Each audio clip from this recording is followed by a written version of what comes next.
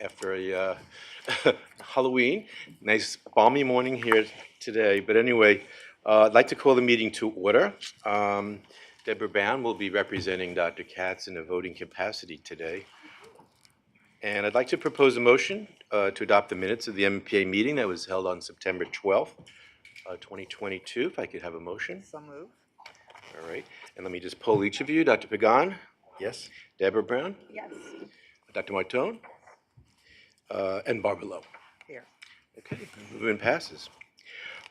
Next, we have an item for consideration, action item, and Kenra Ford is here. We can hold our discussion hopefully till after the presentation, and then each of you will have a chance to ask questions. Kenra? Good morning, committee members, Drs. Pagan, Calamia. My name is Kenra Ford, Vice President, Clinical Services Operations, and I share this presentation with Dr. Wendy Wilcox. Wendy, if you could introduce yourself. She's on the line. Dr. Wendy Wilcox is chief of our women's health. She's our chief women's health officer for our system. We are presenting an application to award a contract for non-invasive prenatal testing, NIPS.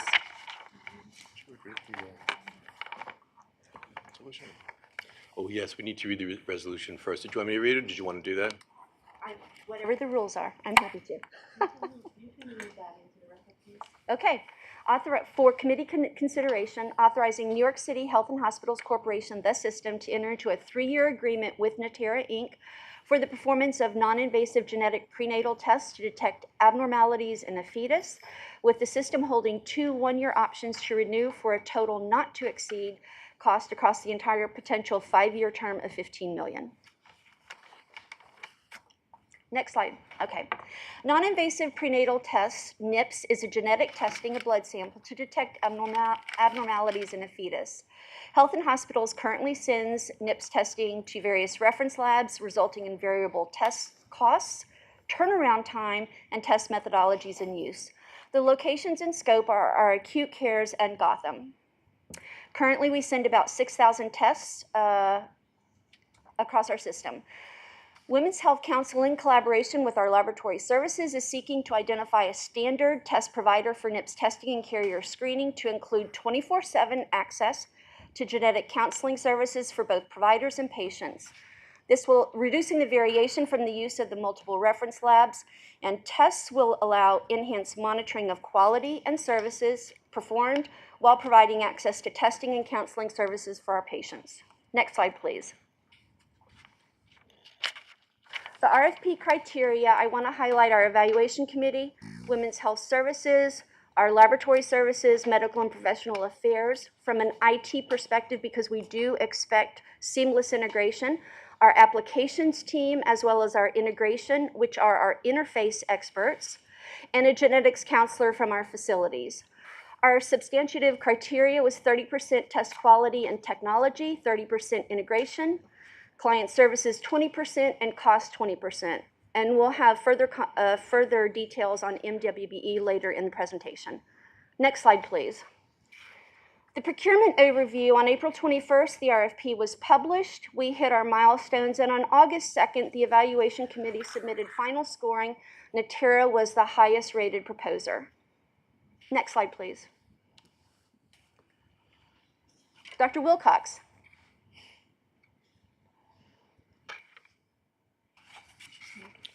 Maybe on mute. No, she's not. She's having technical difficulties. Okay. Maybe she should call in. Can she call in? Yeah, I'll ask her to. I have the number. Yeah. I can. So, and if you all will watch as she's able to jump in so that I can focus on the slides, then she will. So the summary of the recommendations, so the ACOG and SFM guidance is as following: the American Society of Obstetricians and Gynecologists, ACOG, and the Society for Maternal Fetal Medicine, SMFM, released Practice Bulletin 226 on screening for fetal chromosomal abnormalities in October of 2020, advocating that all pregnancies be screened with NIPS. The summary of recommendations include prenatal genetic screening. I won't read all the details. Cell-free DNA is the most sensitive and specific screening test for the common fetal aneuploidies. It has potential for false positives and false negative results. And further, cell-free DNA is not equivalent to diagnostic testing. And let me just pitch in for Wendy. This is a screening test, not a diagnostic test. It's recommended by ACOG, the academic body, that all patients be screened or offered the option for screening. And the major justification for us is having the single lab throughout the entire system rather than multiple labs. Oh, okay. Next slide, please. And this is just the clinical guidance that we follow, who should be screened. Personal or family history of a known pathogenic variant, a personal or family history of a genetic disorder, consanguinity, women over a certain age, positive or abnormal results on the screening should result in diagnostic testing. Diagnostic testing includes chorionic villus sampling as well as amniocentesis. Fetal anomalies are identified by ultrasound. Exposure to potential teratogens during pregnancy, including prescription meds, maternal infections, recreational drugs, etc., and a history of stillbirth, SIDS, or 3 or more miscarriages. Then the legal history. Yep. And I do want to recognize that this is currently New York State Department of Health guidance. All right, next slide. So there was a New York Senate bill, S8157, which passed the Senate and Assembly, waiting to be signed by the governor, which provides coverage and access to non-invasive prenatal testing under Medicaid, and it should not be limited upon the age of the pregnant patient. So this is pending Governor Hochul's signature, having passed both the House and the Senate. This is a flow chart, which is pretty busy. Essentially says when you get screened and what happens if you're screened positive. I don't know if you want me to walk you through this or if you want to spend a little bit more time on it. Based on the prenatal screening, if they're positive, they get conventional screening tests. The NIPS, if they require screening, this is the options, the conventional screening test versus the NIPS. If either one of those are positive, you get sent to a genetic counseling and or diagnostic procedure based on the history that's obtained. If that's positive, then you go further to the genetic testing. Screening, genetic counseling, genetic testing. If that's abnormal, then the patient is given the options, routine options. So can I just ask, I apologize for jumping in and violating my own rule here. But so the point at which the genetic counseling occurs is after a positive NIPS, so it doesn't necessarily have to await CVS sampling or it starts at that moment. And is that helpful also in determining if they decide, or if they wish to go on to an amnio or So the CVS genetic testing? counseling would come in at 2 points. If you have a history, you would go to genetic counseling. If you're a 20-year-old with no family history, no personal history, your first baby, you're not advanced maternal age, you would do the screening. If the screening's positive, you go for genetic counseling.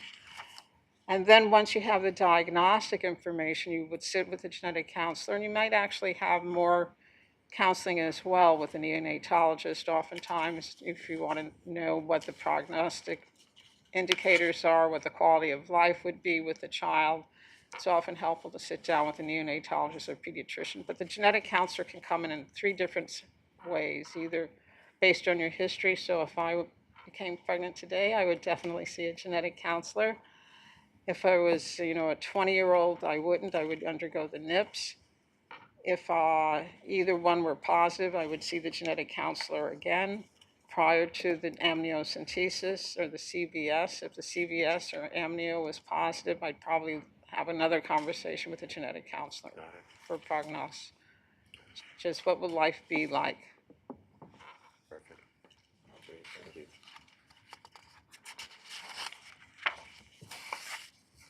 Next slide, please. So Panorama's test performance for tests for common aneuploidies with sensitivity and specificity of over 98%. Panorama, which is Natera's NIPS test, has been extensively validated. It's the only SNP test that uses SNP technology. And Panorama is the only NIPS test that can detect triploidy and give individual fetal fractions on twin gestations. Next slide, please. Test turnaround, our actual test turnaround time is 5 days. Next slide, please. That's with all of the different providers at this stage. Correct, that's for our system. That is our actual current turnaround time. Thank you. So counseling services overview, again, as we mentioned earlier, provider counseling services available 24/7. And then for our patients, free pre and post genetics information sessions for all patients. Genetics information sessions can be translated, and there's a 2-minute education video available by texting for our patients. Next slide, please. Our current client list, both for our public customers for Natera, as well as focused on New York City current customers. Next slide, please. MWBE analysis, the service procured under this contract are clinical laboratory services, which are entirely self-performed by Natera Laboratory, except for the general overhead expenses. The vendor diversity team reviewed the vendor diversity database and found no labs that could perform these services. Further, any opportunity for subcontracting a portion of the overhead expenses, such as courier or supplies, was reviewed by the team, and there was not enough availability or capacity to set MWBE goals on this work. After review and analysis and consistent with the vendor diversity policy, there is no meaningful possibility of participation by diversity vendors. It was recommended that no MWBE goals be applied to this RFP, which was approved as exempt by the CRC committee. No new information was found during the solicitation process that changed this analysis. Accordingly, it is recommended that no goals be applied to this contract. Next slide, please. MMPA, Medical and Professional Affairs, is seeking approval to enter into a 3-year agreement with Natera for the performance of non-invasive genetic prenatal tests to detect abnormalities in a fetus, NIPS testing with the system, holding 2 one-year options to renew for a total not to exceed cost across the entire potential 5-year term of $15 million. Okay, let me go around and just ask each of you if you have any comments or questions. Actually, we'll start with Dr. Martone, and then we'll go to Ms. Lowe. No. Ms. Lowe. No. I was just wondering, as technology changes, would that be a need to reopen a discussion and do the contract again, or would it be kind of grandfathered in, so to speak? No, so I think that's a really good question, and thank you. I think in this space, technology is changing very rapidly.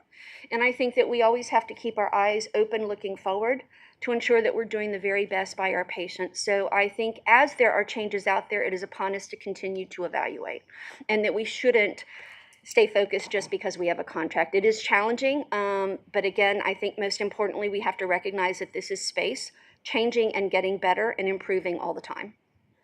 So just to clarify, though, the contract does not lock us in. If such a Correct. technology came, we could do that. The only issue would be Correct. the mechanism of We do have making that a decision. termination. Right. We do have a termination clause. Thank you. All right. Jose?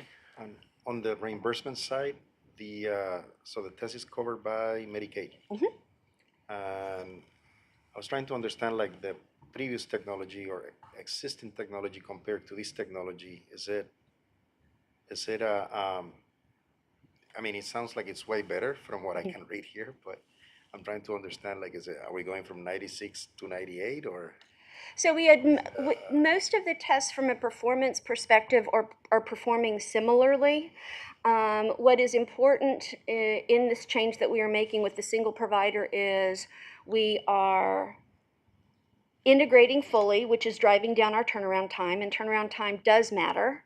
And we are able to monitor not only test performance, And there's, it's their test, so there's a limited amount of information that we can get, but test performance, as well as the turnaround time, as well as complaints coming in potentially related to counseling services.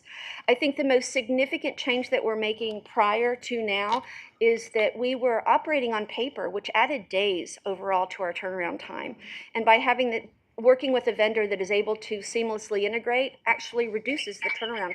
The testing can be done, but it doesn't, if it's not sitting in our EMR, in a transparent way, that's a problem, and overall adds to our turnaround time at the end of the day to our providers, as well as our patients. Charlie, you have a question? Oh, sorry. excuse Hi, me. if I might, will the claim come from H&H to the health plans or from Natera? H&H. Thank you. Yeah, Sally, a question? series of questions related to cost. I know it's reimbursed, but I'm still curious. First, I apologize for being late. I left an hour and a half ago, but it's 5 years, so roughly $3 million a year. How many tests do you do a year? I saw 6,000. I didn't know if that was an annual figure. That's an annual figure. It's an annual figure. And how much is that? Have you had a steady increase, or is that pretty level? So that's a good question, and it's a little challenging, right, as we look at COVID, but as we are continuing to grow our women's health services, I would expect it to grow somewhat. Dr. Wilcox? Wendy, are you on?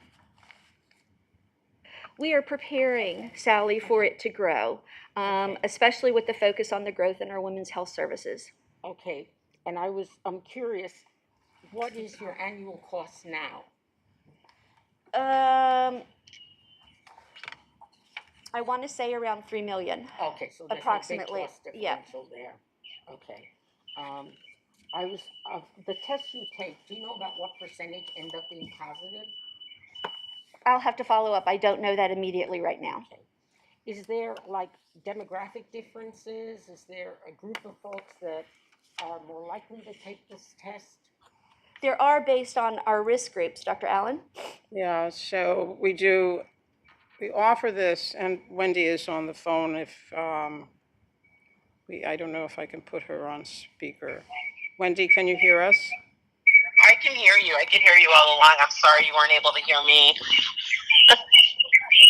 So the question that's been asked right now is there a certain percentage, a certain demographic that is most likely to test? You take advantage of NIPS and the positive rate that we're seeing with NIPS. I think the point is that most women are interested in knowing and at least having screening, and that speaks to the earlier slides put out by ACOG and SMFM, as well as New York State Department of Health and the bill that's pending, is that really the goal is that we as obstetricians and gynecologists can't make an assessment for anybody about what their acceptable risk of having an aneuploidy or any other abnormality is. That person has to make that determination on their own, and when offered, most patients actually will consent for testing, at least the screening test. Are there any concentrations, say in African American, Latino? Is it across the board?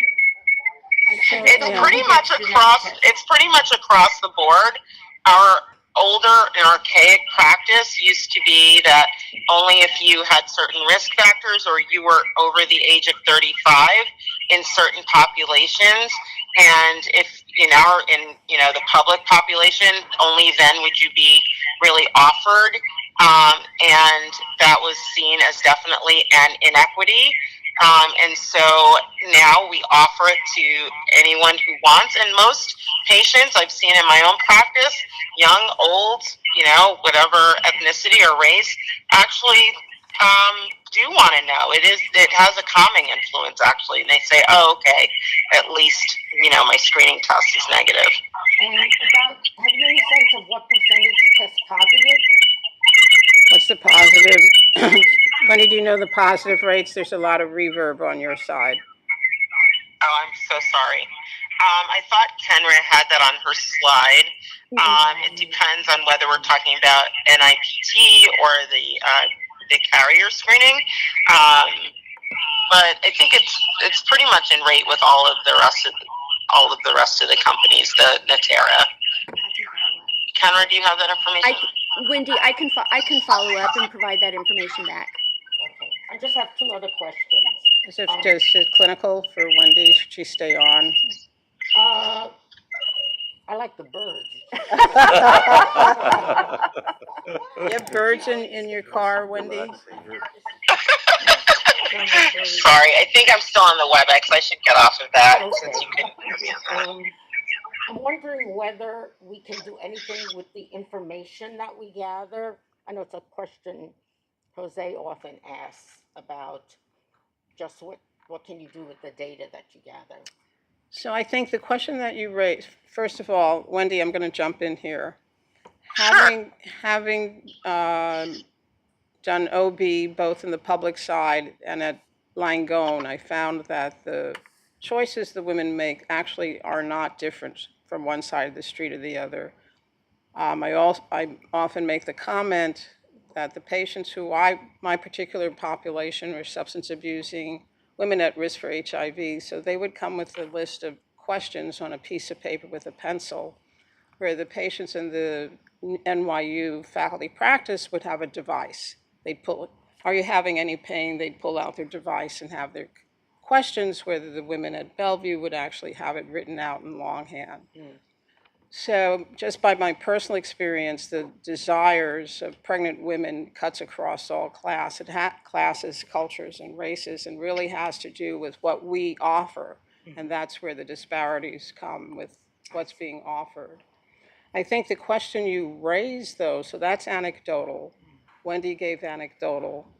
If we have the opportunity, it would be great to compare, especially to place Bellevue, NYU, because they're so interrelated, what the racial differences are in acceptance of. We know what the racial differences are in specific genetic diseases, sickle cell, thalassemia, cystic fibrosis, et cetera, but our own population.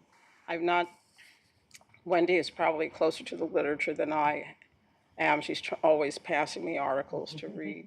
But Wendy, I haven't seen any article that looks at the difference in racial or socioeconomic acceptance of NIPS. I don't know if you have. That's true, but that's a great idea, and thank you. We'll get moving on that. And No, it's a great research question. It absolutely is. yeah, a Jose question. I wonder if the turnaround time matters because there's some limit on when people can take certain actions, or it's just to assuage people's concerns.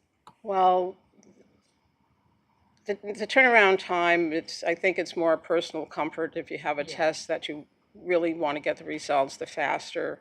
But in terms of timing of what you can do, since we can do late-term terminations all the way up to 24 weeks, and with the margin of error probably a little bit beyond, if that's most time sensitive.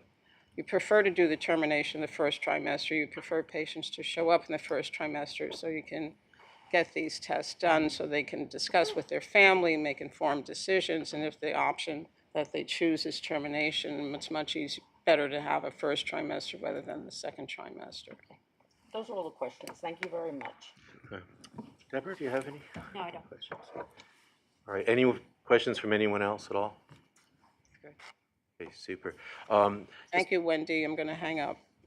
Thank you so much. Bye-bye. And just one other comment as far as outcomes. First of all, I think it was a brilliant issue that you brought up. Not just, acceptance, but also providers. Are there any differences in the way providers are suggesting? So, for example, are there those who are more pressing for those that are higher risk, or those who are saying, let's get everyone to do it? So I think that's one issue we would want to kind of take a look at. And also, as you said, again, it could be that there are some disparities based on acceptance or disparities based on referral. And I think those are things, again, it sounds like have not been looked at, and I think that would be a really huge help to do so. So one of the things we're doing in the SIM lab in terms of gathering a history of substance use disorder, how to ask that question without bias. And I think that any questions that we ask, I think what we learn from that can be applied here, because it definitely makes a difference of how the question is asked and what we personal bias is. You really should have this test, and I strongly offer it, versus, oh, by the way, we happen to have. Exactly. May not be interested. Exactly. That's right. Right. And that may reflect disparities just Yeah, based on that exactly. issue. So those would be huge things to see if we can find out. Barbara? I think it would be a good idea also to think of how we get the word out and the education blurbs out to women who are not yet pregnant but using our services, and it be appropriate for them in language and content. Because I do believe that they would be that would be a real big help if they feel there's a risk that there may Right, be, right. yeah. Just two other quick things. You brought up earlier about outcomes. Because it's their product, naturally, we rely on their studies for the outcomes. I'm just wondering, do we have some ability to look at comparison internally, whether or not the outcomes seem to be, it sounds great, 98% and so on, but do we have some way to sort of confirm that or not internally? And that's a big project, but if we have that, that would be something I think. So there's 2 points, Dr. Calamia, absolutely, and certainly we need to build that in, and we're thinking about it. We're not there yet, but it is. We are deep in that thinking. I also want to circle back around to denials. While we expect to be reimbursed, we have aggressively gone after our ability to monitor in real time to make sure that what we think we're going to get reimbursed for, we really, really are, so that if we're hiccuping anywhere, we can catch it in real time. So I did want to close the loop on the comment earlier related to denials. Thank you. All right, if no other questions, let's go to a vote. Dr. Martone? Yes. Barbara? Yes. Yes. Sally? Deborah? Okay, and I'm a yes as well, so it passes unanimously. So thank you. Resolution is adopted, and we have our CNO report. Thank you. Thank you. Good morning. So for the nursing report for the Office of Patient-Centered Care, our accomplishments during the last few months includes New York City Health and Hospitals, Kings County received the Pathway to Excellence designation by the American Nurses Credentialing Center on October 14, 2020. This is the first New York City Health and Hospitals facility to receive this prestigious designation, the first hospital in Brooklyn and one of 2 hospitals in New York City. The Pathway to Excellence program is the premier designation for healthy work environments and recognizes healthcare organizations and long-term care organizations for positive practice environments where nurses excel. New York City Health and Hospitals, Elmhurst Hospital Center's Coronary Care Unit received the American Association of Critical Care Nurses AACN Silver Beacon Award on October 3rd, 2022 for nursing excellence. To top it all, Elmhurst Hospital's Medical Intensive Care Unit, their MICU, also received the most prestigious AACN's Gold Beacon Award on October 17, 2022 for nursing excellence. This makes Elmhurst MICU one of 2 MICU units in all of New York State that has received this esteemed Gold Beacon designation. A Beacon Award signifies a positive and supportive work environment with greater collaboration between colleagues and leaders, higher morale, and lower turnover. Last but not least, New York City Health and Hospital South Brooklyn Health, formerly Coney Island Hospital, Surgical Intensive Care Unit received the AACN Silver Beacon Award on October 18, 2022 for nursing excellence.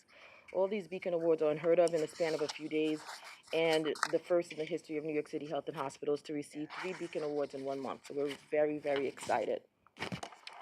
Moving on and continuing with the nursing excellence, we're proud to announce that we've had the highest number of nominations for the Nurse Excellence Awards, where we've had a total of 559 this year.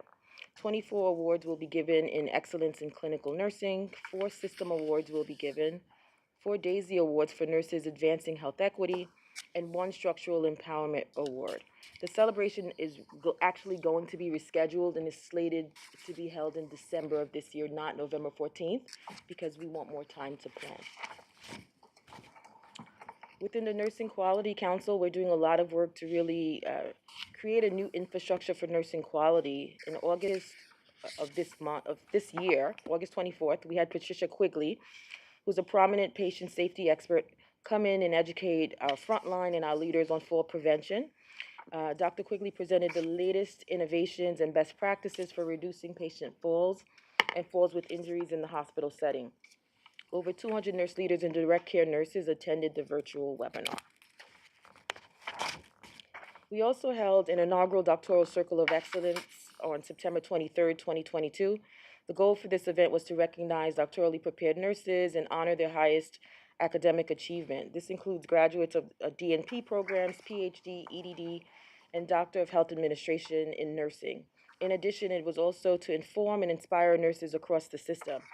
The event included nursing doctoral graduates from January 2012 to the academic year of May 2022, where 72 nurses across the health system were celebrated. We also had Dr. Kenya Beard as our keynote speaker. Dr. Beard serves as Associate Provost of Chamberlain University, where she joined us virtually and inspired us with a powerful message on how to be effective influencers and collaborators in leading nursing our profession to meet the anticipated health and social care demands based on the Future of Nursing Report 2020-2030, charting a path to achieving health equity. We also heard from two of our own doctoral prepared nurses, Majinda Kaur and Jenny Uguru, who delivered two powerful speeches on their journeys to obtaining their doctoral degrees. And this event will be celebrated annually hereafter. In order to obtain nursing excellence degrees or designations, it's imperative that we have doctoral prepared nurses.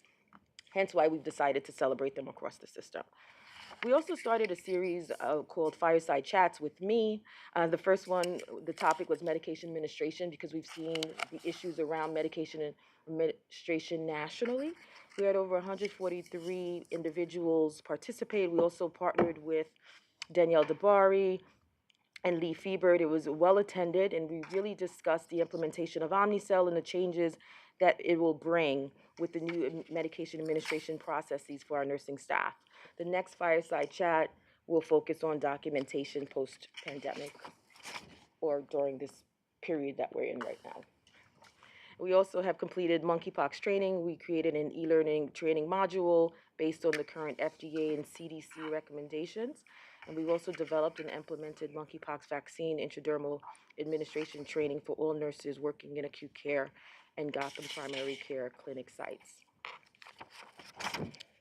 And last in my report is a focus on social work, where we forge partnerships with the Delphi Graduate School of Social Work and Fordham Graduate School of Social Service to host a second-year public health social work fellow starting 2022 to 2023 academic year. The focus of these fellowships have really been made possible with federal grant money awarded to the schools, and it's really to create a more diverse social work workforce demonstrated with competencies within child and adolescent integrated care.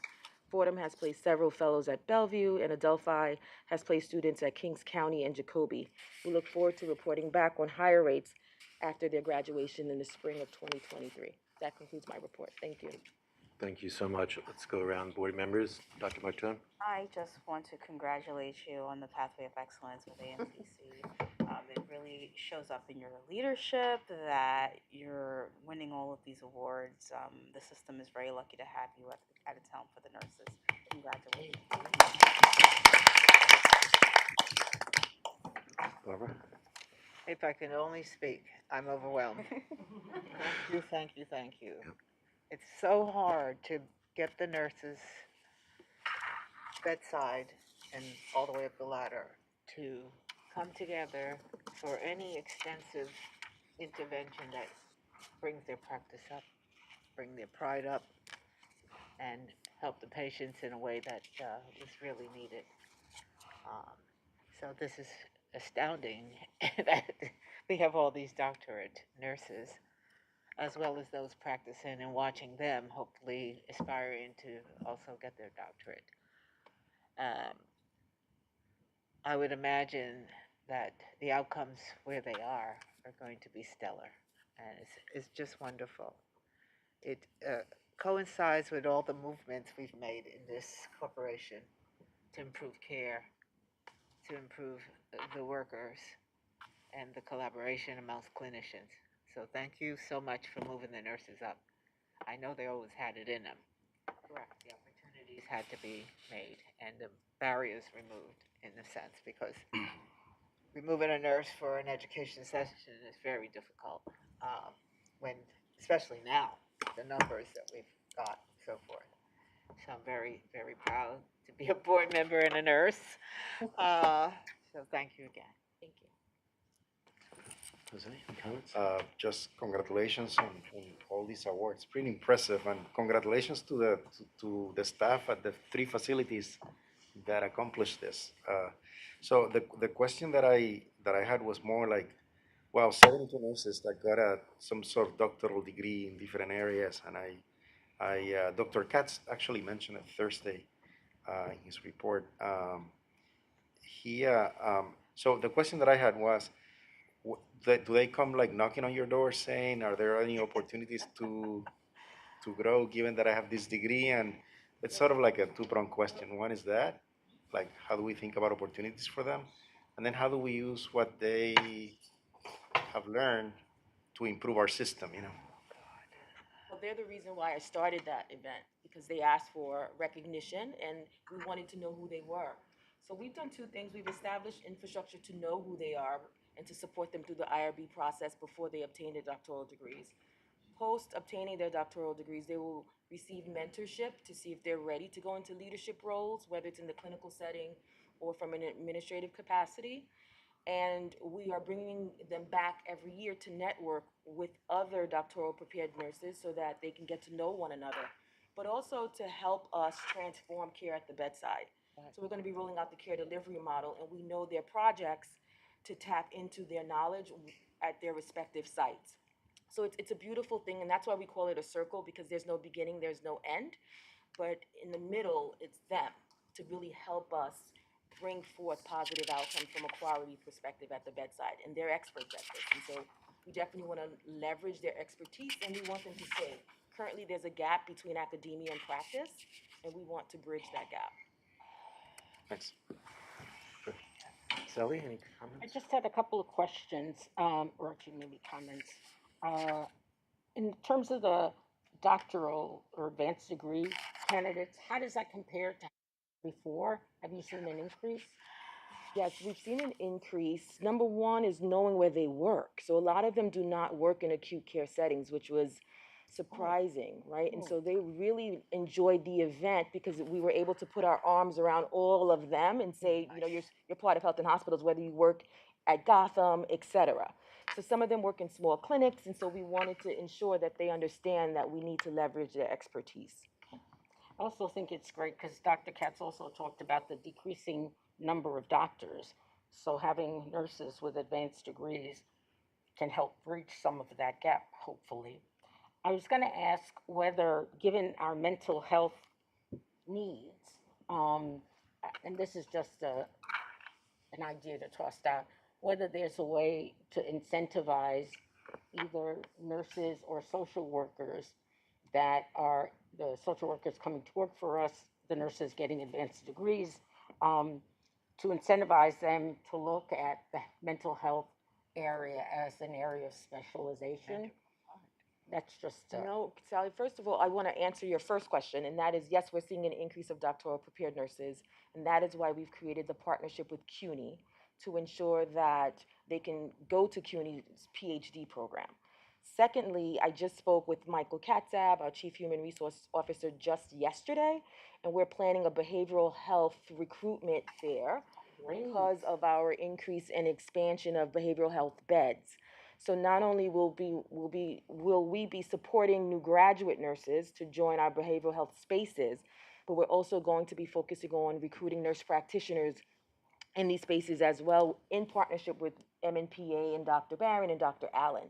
So that is really at the forefront of our agenda. Columbia University and CUNY are both interested in more clinical placements for behavioral health students. And as we all know, more clinical placements equal more employees, future employees. So that is in effect. That's wonderful. And my last comment is, Michelle, you always believe in sharing across. The presentation on falls by this expert, by Pat Quigley, who's got sort of the latest thinking on fall prevention.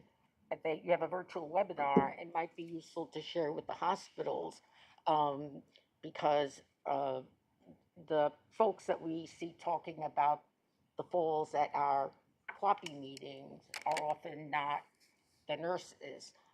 But I think it would be a great idea to share this webinar. That was my last comment. Will do. I have just one comment, Natalia. As we increase our work with supportive housing and other models, will we have our nurses kind of look at that too, especially the more advanced nurses? And I don't even know what the staffing would look like, the paradigm. But it seems to me that this extra layer of expertise would be helpful to those working in those environments. Right, and so part of the care delivery model is innovation, and we're not there yet, but we yeah, I are know. soon to be. And I was just at a conference where they were talking about virtual nursing for admissions and discharges, and so our leaders are attending a lot more conferences, and I think there will be opportunity to look at the care delivery model and think innovatively from a staffing perspective. Yeah. And we do have the new staffing committees where frontline staff and leaders are coming together. So I think there's opportunity in the new year for us to look at that. And I believe some of them would want to do some research, and hopefully we'll see the wonderful work from that end Absolutely. as well. Thank you, thank you. I have, do we go around the room? Yes, open to, well, Deborah just, Yeah, one issue, and then I we'll just open want to to the say, room. wearing my me hat, not my Dr. Katz hat. As a colleague, you make my work a lot easier. As you know, part of what I need to do is communicate to our elected officials and our leaders and our community stakeholders what's so great and special about H&H, and I am frantically taking notes to myself to make Thank sure you. this gets incorporated into our text. So thank you and congratulations. Thank you, Deb. Dr. Allen? So Natalia, before you arrived, I think before you arrived, we had a board member who was a nurse, Miss Bolus. Oh, yes. Unfortunately, she passed away, but I know she's singing your praises because she always encouraged the nurses to publish, publish, publish. Get out there, be recognized for the work that you do. And this is just, to hear your report today makes me think of her admonition to all of us and to you. Just congratulations in the name of Miss Bolus. Thank you so much. And as you know, we give out the Josephine Bolus Award every year, and so we will be doing that at the Nurse Excellence Awards in December. We'll be working closely with Calicia, but right now we're in contact with her son, and so thank you so much. Oh. Good to hear, thank you. Any other comments? Just again, magnificent report, and I second Dr. Allen. Josephine was always an advocate, but had to fight because it was not something I think that was at the forefront of a lot of people's minds, and I think these reports are making her sing at this point. And I know Barbara, of course, has been equally an advocate all through this time, and it's bravo, just great, great work. Thank you. It's good to hear. All right, let's move on then to Metro Plus. Dr. Shah? Yes, good morning, everyone. A great pleasure to present to the MNPA today. I want to focus really on two areas. Materials go over some other aspects of the work Metro Plus has been doing and provide additional updates. The first one is really on regulatory updates. There is, in the qualified health plans, the ACA plans, the commercial plans, there was always a glitch in the Affordable Care Act that didn't take into account that an individual's income often and coverage, which extended to the family, did not incorporate the family's total income.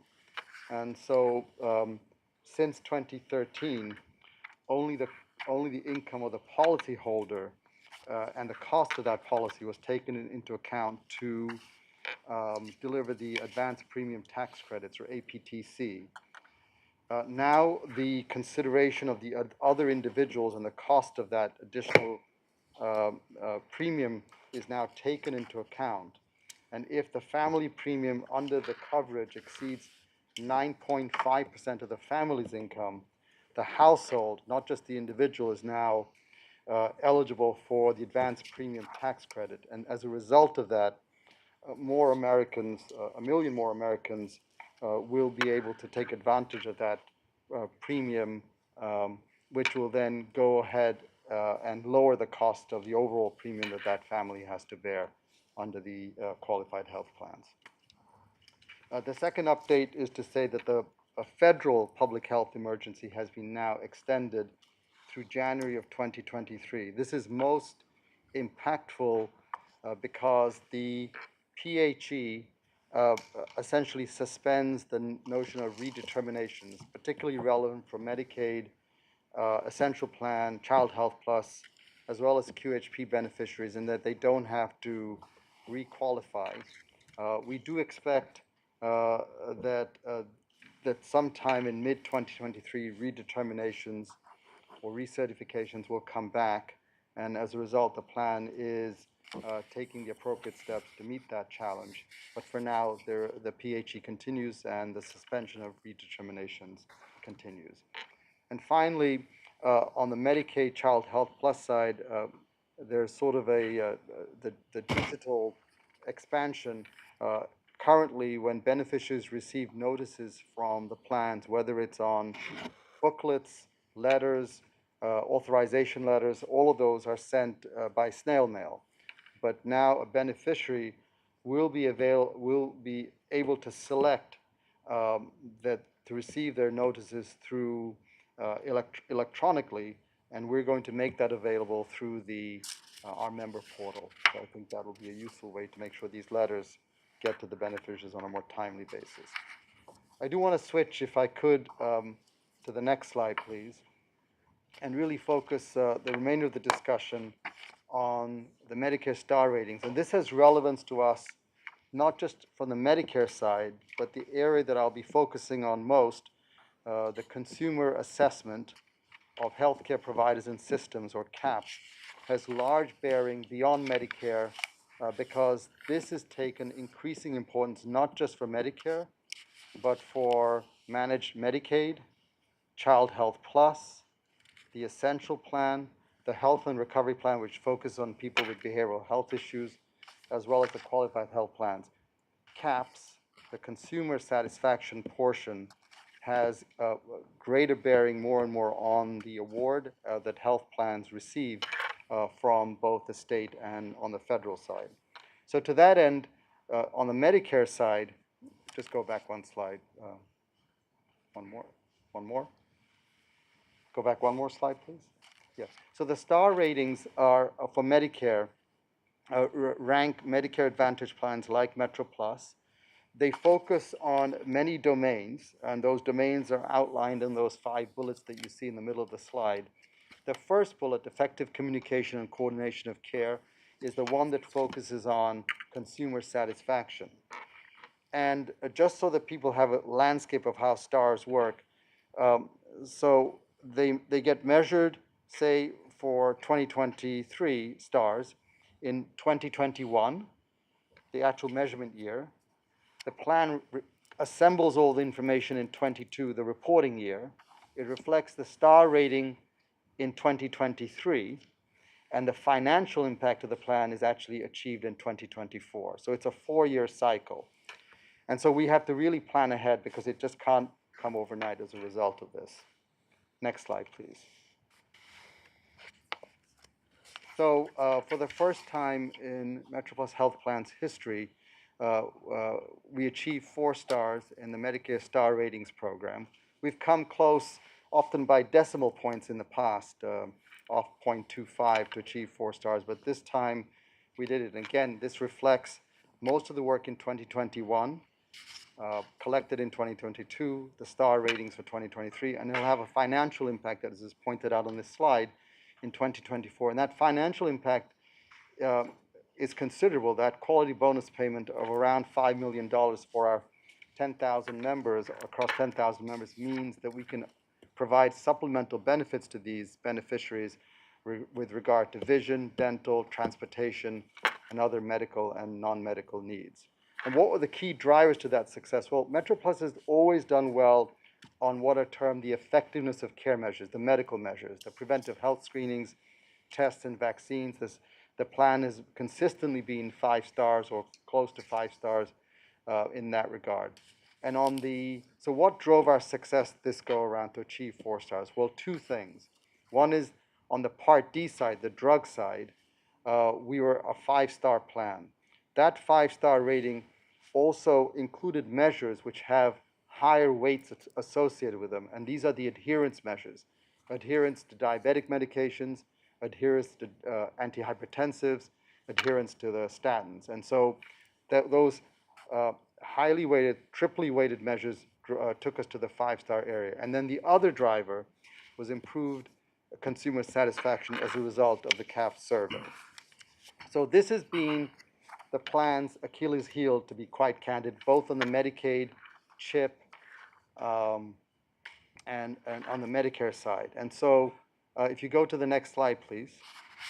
What we've now done is shown improvement on the consumer assessment of healthcare providers and systems measures, such that we are practically at 3 and 4 stars for most of these measures. There are a couple that I'll come to that are still areas for improvement. But in terms of the improvement in getting needed care, rating of healthcare quality, rating of the drug plan, receipt of the flu shot, which is asked of the consumer, all of these are rating highly and consistently so, and we just have to maintain this progress. Why is it important? These measures are quadruply weighted. So the shift is quite significant. The shift is away from sort of the medical measures, much more to consumer satisfaction. Is the consumer satisfied? And many of the discussions about nursing excellence is often based upon the notion of is the patient satisfied with the care they received from the health system and the nurses? Well, this is a true reflection of the shift that Medicare and Medicaid is making in terms of focusing on the consumer side. The 2 areas for improvement are getting appointments and care quickly and customer service. Next slide, please. So by and large, on the customer service side, this is really plan-based. The questions that are asked are, in the last 6 months, how often did your health plan's customer service give you the information or help you needed? And the second question that's asked, in the last 6 months, how often did your health plan's customer service treat you with courtesy and respect? And so improving that, currently at 2 stars, into the higher 3 or 4 or even 5 stars, requires a plan of action that's outlined on this slide. We have to train our representatives to be more informed, be more compassionate, be more motivated in addressing the issues, and also to ensure that the issue that they called about is resolved during that call itself. It doesn't get put off to another call. And then to really look at the most frequent reasons people are calling and complaining, to address those issues preemptively to mitigate those calls coming in the first place. Next slide, please. And then in terms of getting needed care, there are really 2 measures that I want to bring attention to the committee. The first one is related to getting needed care. And the question that's asked, and we achieved 3 stars with this particular measure. In the last 6 months, how often did you get an appointment to see a specialist as soon as you needed? And in the last 6 months, how often was it easy to get the care, test, or treatment you needed? So this whole focus on access to care is such a fundamental issue for a consumer, both from the specialist side and then also on the primary care side. And then the next question that's asked, where we have struggled and we hope to improve our performance, again by working with H&H and others, is getting appointments and care quickly. And in this regard, there are 3 questions that are posed. In the last 6 months, when you needed care right away, how often did you get care as soon as you needed? In the last 6 months, how often did you get an appointment for a checkup or routine care as soon as you needed? So not urgent, but routine care. And finally, in the last 6 months, how often did you see the person you came to see within 15 minutes of your appointment time? So if I can go to the next slide, please. I think we need to, a couple of areas. One is in terms of accessing and ease of access, the telehealth option to deal with urgent, not emergent issues, but urgent issues is really something we should expand, because then you can address the issue after hours or even during the day without having to see the person being seen in person, although that might be required. And then the other issue is just to understand, access to H&H providers or community providers through contact centers, call centers. How quickly do they actually ask the question about, is it urgent? How quickly do you need to be seen? And then do they triage that call in a fashion that gets that person the care as when they need it, right? Non-urgent things can wait, but urgent things need to be seen in an expeditious manner. So those are the three questions that deal with that issue. And finally, and I think H&H's progress in penetrating MyChart, the notion of patients accessing their records through MyChart, has been a very important piece, because in this regard, it's on care coordination. The questions that are asked, and I'm just going to read, there are 5 of them, but I'm just going to focus on a couple. In the last 6 months, when you visited your personal doctor for a scheduled appointment, how often did he or she have your medical records or other information about your care? And how often, when your personal doctor ordered a blood test, X-ray, or other test for you, how often did someone from your personal doctor's office follow up to give you those results? Well, MyChart is a mechanism to give those results, and then obviously the patient is able to interact with the provider through Epic in-basket messaging and get feedback in that fashion. So if you, I think the other area is to really look at our network and to make sure, particularly with specialist access, that we expand that network both at H&H, but obviously outside of H&H, because specialist care is often gets called out specifically in getting needed care to see a gastroenterologist, an endocrinologist, or other providers as quickly as is needed for that individual. Next slide, please. Could you try to truncate this? We're at the top of the So hour, so yeah. Oh, I didn't realize. Yeah, it's that. okay. I can finish there. If you want to just briefly mention about the opportunities, that'd be fine, but briefly on the CUNY part. The opportunities. For CUNY and for the, Yeah, so I think Care we for are, the what we're years. doing here is looking at students to see if, based on their income, and the fact that many of them do not have affordable health care, to work with CUNY to expand access, particularly to the essential plan. Some of these students are also eligible potentially for Medicaid based on their income, or if they're foreign students, again, through the essential plan, and that's our opportunity to work with them. Super. All right, let me go around and ask each of the members. Dr. Martone, any questions, comments?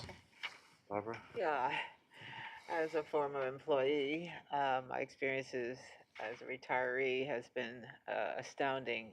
Particularly, I experienced like a multiple hundreds increase in glaucoma medication, and it's just an interesting thing. I was just wondering how much influence you all have on trying to make sure costs don't go through the ceiling, if at all.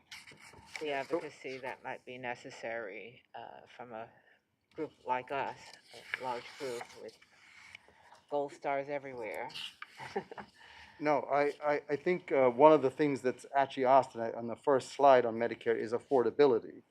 The question is asked particularly around drugs and the formulary, and to ensure that the formulary is expansive enough such that drugs that are non-formulary, which obviously become more expensive, are not seen that often. And so that's always foremost in our minds, to ensure that it's a broad formulary. It has to have enough variety in it, enough generics, enough brands on the Medicare side. But the Medicaid formulary is pretty much set through the state, but there is some more flexibility on the Medicare side, and I think that's something we always take into consideration. How about $300 for one set of small bottle of drops? Yeah. Comments? I have a lot of questions in my mind, but I'll just say that I know that getting those numbers up, it requires some work, obviously, because you're doing so well that it becomes harder to do even better than that. So I'm glad to see that you have a plan of action on how you would accomplish that. Thanks. And just quickly on the CAPS issue, because that again is the most challenging, and obviously it's the piece that kind of is left after we've already done so well on the medical issues. Do the customer service representatives, do we have feedback on specifically which ones excel and which ones don't, and how do we utilize that? Yeah, so we're using the post-call surveys now in every interaction, and we're looking at those calls that get highly rated, because there's a net promoter score there, and actually look to see what they're doing and emulate their success, because that's clearly a way to differentiate it. It's training, but also you can only train so far. You have to actually monitor the calls. Super. Sally, any questions, comments? Deborah? All right, thank you. Any old business, new business, other comments? All right, the meeting is adjourned. Thank you so much. Thank Appreciate you. it. Thank you.